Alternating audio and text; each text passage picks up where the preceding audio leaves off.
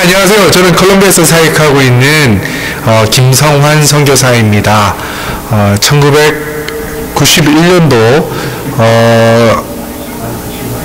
제가 콜롬비아에 교환학생으로 콜롬비아 보고타에 있는 하베리아나 대학에서 이제 1년간 공부를 하게 되었습니다. 그때 하나님께서 저에게 선교사의 소명을 주셨고 또 그때 이제 하나님께서 콜롬비아를 향하신 하나님의 놀라운 뜻을 발견하게 되어서 결혼을 이제 다시 한국으로 돌아와서 졸업을 하고 2003년 부산 수영로교회 파송 그리고 외국 선교사 소속으로 해서 이제 콜롬비아에서 현재 사역을 하고 있습니다. 무엇보다도 콜롬비아라는 나라는 한국과 많은 인연이 있습니다. 1950년 한국에서 전쟁이 있을 때에 유엔에서 16개국의 유엔군들을 파견하였을 때 중남미에서 유일한 파견 국가입니다. 5,700명의 젊은 사람들이 한국에 와서 한국을 위해서 목숨을 바쳐가면서 한국을 이제 도와주었습니다. 그리고 그 가운데서 350명의 젊은 청년들이 한국 땅에서 숨졌습니다. 그러한 인연으로 인해서 한국과 콜롬비아는 굉장히 혈맹의 관계를 현재 맺고 있습니다. 무엇보다도 또 다른 어떤 선교의 또 다른 인연은 한국처럼 콜롬비아는 많은 아픔이 있는 나라입니다. 무엇보다도 게릴라로 인해서 많은 청년들이 숨을 죽었고 또 현재도 마약으로 인해서 나라가 많은 어려움을 겪고 있기도 합니다. 세계 3대 카르텔 중 2개의 카르텔, 그러니까 메데진 카르텔과 칼리 카르텔이 현재 콜롬비아에서 활동을 하고 있습니다. 그래서 나라가 굉장히 이제 정치나 경제적으로 많이 좀 불안한 가운데 있는 것이 사실이기도 합니다. 하지만 하나님께서 콜롬비아 땅을 너무나 사랑해 주셔서 많은 선교사님들이 이 콜롬비아 땅에서 이제 복음의 씨앗을 심으셨고 그로 인해서 또 교회가 많이 세워지고 또 교회를 통해서 또 많은 이 콜롬비아 사람들이 이 하나님을 알게 되고 또 그로 인해서 복음의 영향으로 나라가 많이 발전되고 안정이 되어 가고 있습니다. 저 개인적으로 2004년도에 메데진에 있는 그 메데진 신학교에서 공부를 하게 되었습니다. 어느 날 학교 캠퍼스를 이제 걷고 있는데 웬 나이 많으신 분이 저에게 다가와서 저의 손을 붙잡고 저를 안아주시면서 갑자기 울기 시작하셨습니다. 그래서 저는 참 이상하게 생각을 했습니다. 무슨 연유로 저를 보자마자 저렇게 우시는가 하고 많이 이제 고민하고 조금 많이 의문을 갖고 있었는데 그분이 저를 자기의 방으로 인도하셔서 책장에 있는 사진첩을 꺼내 주셨는데 알고 보니까 그분의 할아버님은 우리나라 초창기 선교사님이셨고 또 아버님도 경북 안동에서 학교를 세우시고 교회를 세우시고 병원을 세우신 선교사님이셨습니다. 물론 그분도 이제 한국에서 태어나셔서 잘하셨습니다. 그분의 성함은 하벨 볼커 선교사님이십니다. 그분이 놀라신 이유는 자기가 어릴 때 보았던 한국은 너무나 가난하고 너무나 어려운 나라였는데 그곳에서 한국 선교사가 콜롬비아에 와서 복음을 전하고 있다는 그것으로 인해서 너무 감격하셨던 것입니다. 하나님의 말씀은 그런 것 같습니다. 이사야 55장에 보면 하나님은 말씀하셨거든요. 하나님의 생각은 우리의 생각과 다르다. 하나님은 약한 자를 또 고린도전서 1장에 보면 약한 자를 세워서 강한 자를 부끄럽게 하시고 하나님은 하나님께 순종하는 자, 하나님을 위해서 헌신하는 자, 하나님께 전적으로 그 삶을 드리는 자를 통해서 하나님은 놀라운 기적을 행하신다라는 것을 우리가 알고 있고 또 배워왔습니다. 한국도 마찬가지인 것 같습니다. 한국도 작은 나라였고 정말 복음의 볼모지였고 그다음에 전쟁으로 인해서 다 쓰러져가는 그런 나라였지만 하나님께서 많은 선교사님들의 헌신을 통해서 그 땅에 교회를 세워주셨고 또 많은 한국의 헌신자들을 통해서 우리 목사님들을 통해서 교회가 발전하고 성장하고 이제는 저 많은 전 세계에 3만 명 이상의 선교사를 하나님께서 보내셔서 그 땅을 축복하듯이 하나님께서는 헌신하고 순종하고 하나님께 드리는 자를 통해서 하나님께서 크게 영광 받으시는 것을 우리가 보아왔습니다. 콜롬비아도 마찬가지입니다. 하나님께서 저에게 콜롬비아의 땅을 향해서 말씀해 주실 때 동일한 말씀을 주셨습니다.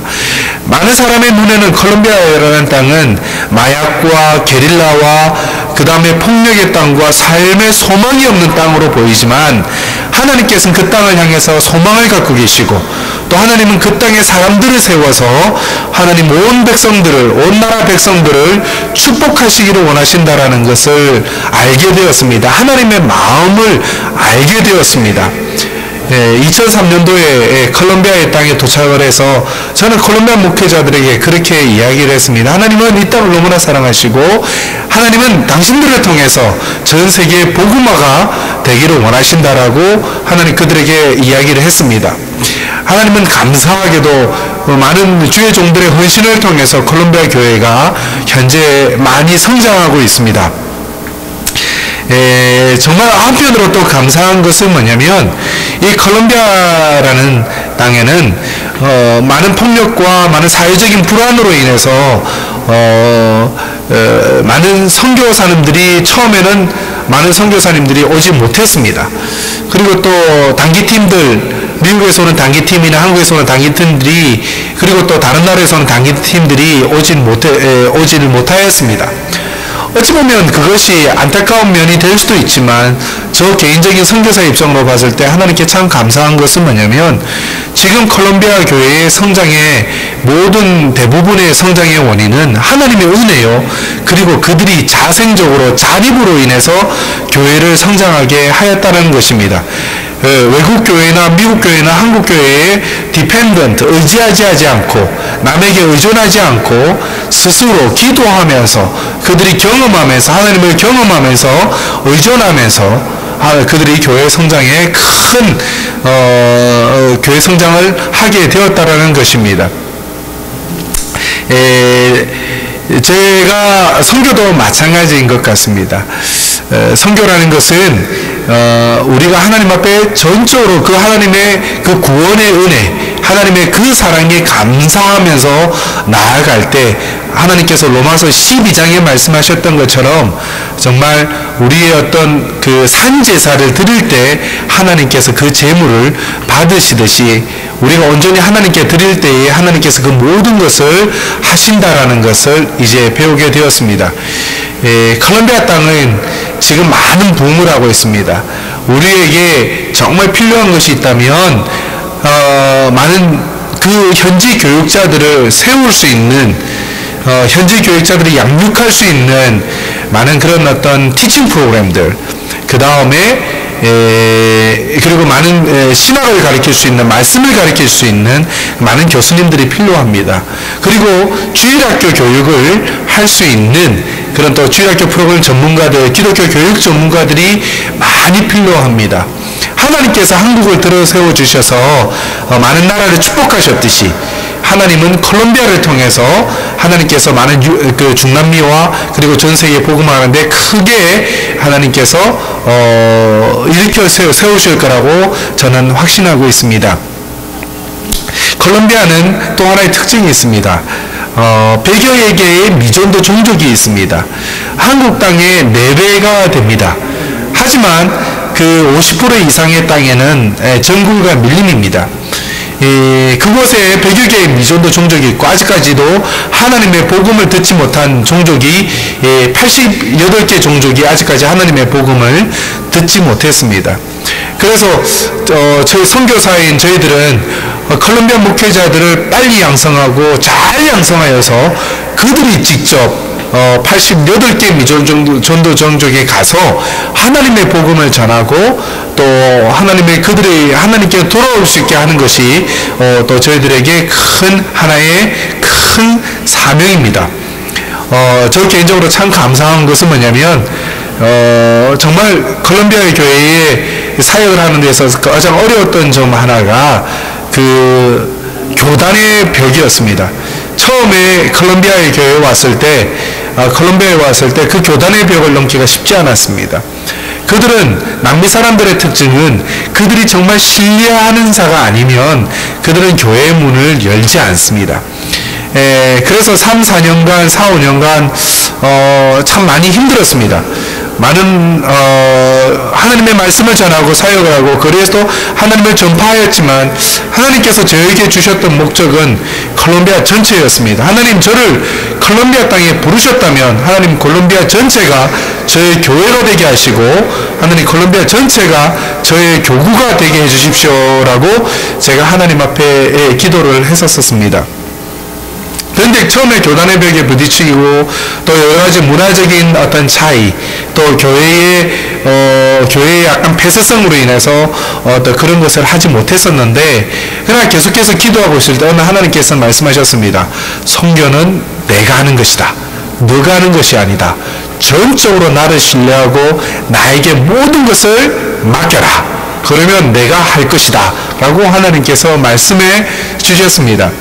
이제 그러는 가운데서 어느 날 하나님께서 부카라만가라는 콜롬비아 네 번째로 큰 도시에서 이제 제가 목회자 훈련을 하게 되었는데 저 개인적으로는 굉장히 큰 기대를 가지고 그 도시를 갔었습니다. 많은 목회자들이 모여 있을 것이다. 그렇지만 그 기대와는 다르게 모인 사람의 숫자는 너무나 소수였습니다. 제가 실망했습니다. 하나님께서 저에게 이 땅을 부르셨을 때 콜롬비아가 전체가 제 교구가 될 것이고 전체가 제 교회가 될 것이라고 하나님 말씀하셨는데 하나님께서 저에게 콜롬비아 전체의 말씀을 전할 수 있는 기회를 주실 거라고 말씀하셨는데 하나님 겨우 소수의 숫자가 모였습니다. 하나님 제가 어떻게 계속해서 이 사역을 계속 감당할 수 있을지 제가 고민입니다 라고 했을 때 하나님께서 다시 한번 저에게 말씀하셨습니다. 내가 모든 것을 한다. 내가 선교를 한다. 너는 최선을 다해서 그 사람들에게 강의를 하여라 라고 하나님이 말씀을 하셨습니다.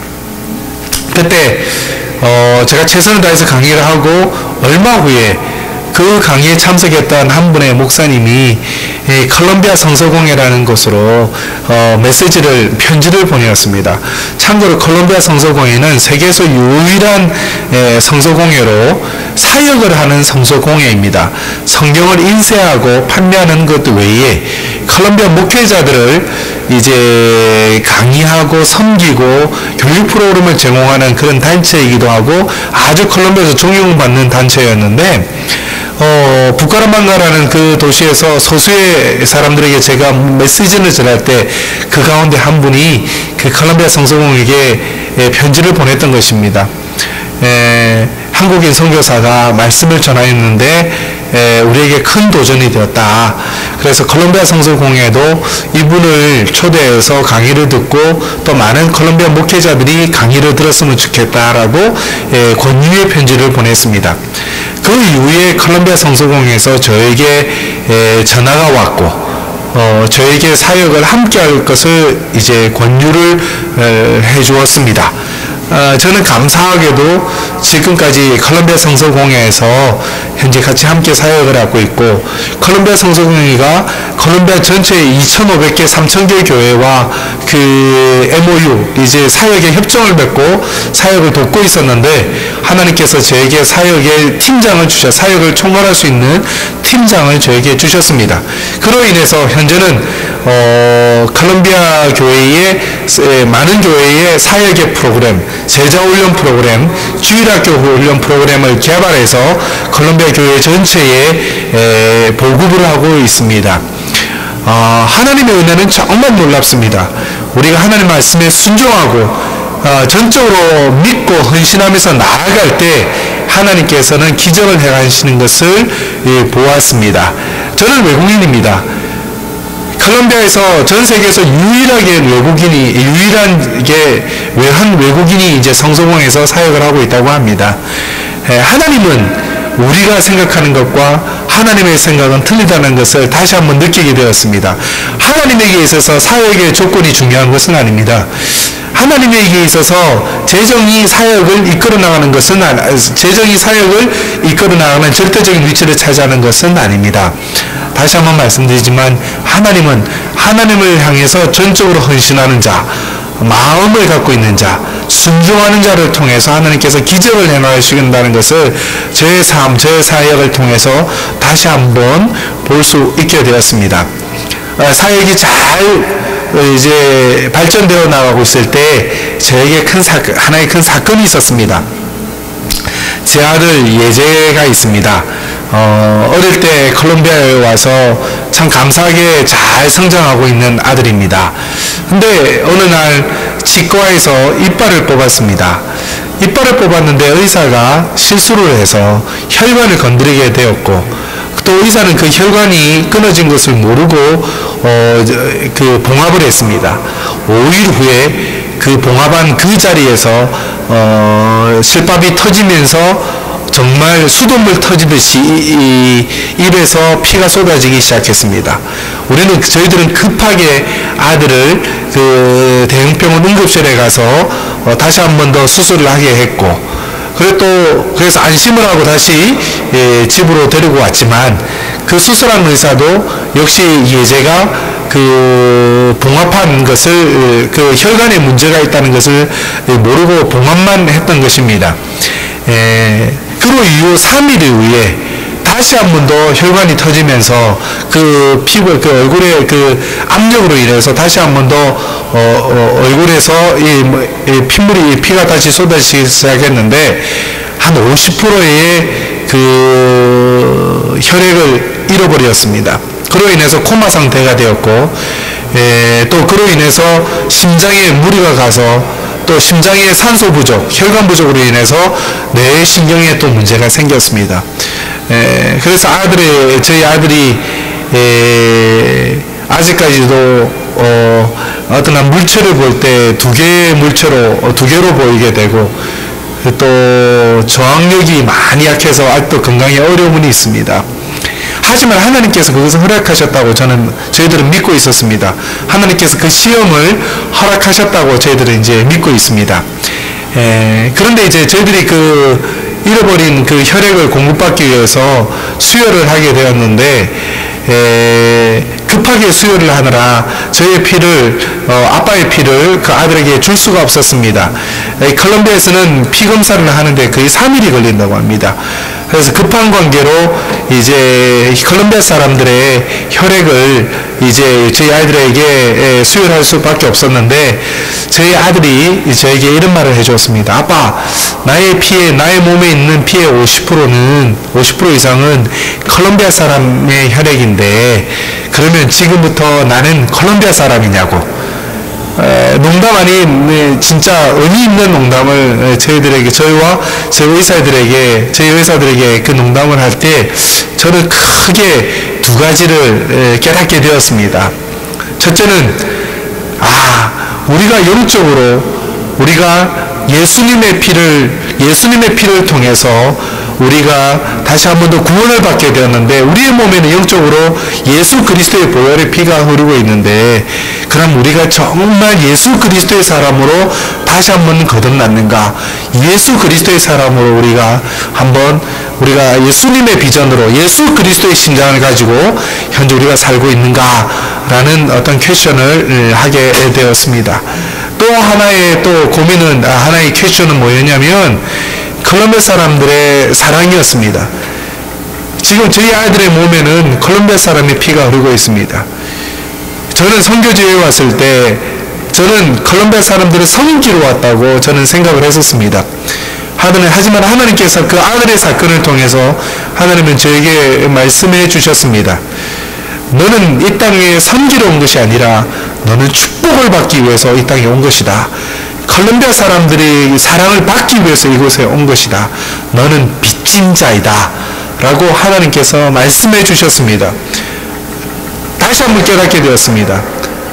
내가 이 땅에 온 것은 하나님께서 나에게 복 주시기 위해서, 하나님께서 나에게 많은 하나님의 사랑을 보여주시기 위해서 하나님께서 나를 콜롬비아 땅에 불러주셨구나 라는 것을 다시 한번 깨닫게 되었습니다. 아들이 아파서 병원에 누워있을 때, 그 중환자실에 누워있을 때 많은 콜롬비아에 있는 성도들이, 교회들이, 목사님들이 기독교 방송국이나 여러 방송국에 쫓아가서 기도를 부탁하는 그런 일들이 있었습니다. 한 한국 선교사 가정이 콜롬비아 와서 우리를 위해서 헌신했는데 아들이 의사의 실수로 해서 지금 목숨이 위태하다. 우리 콜롬비아 교회가 그 아들을 위해서 하나님을 위해서 기도합시다라고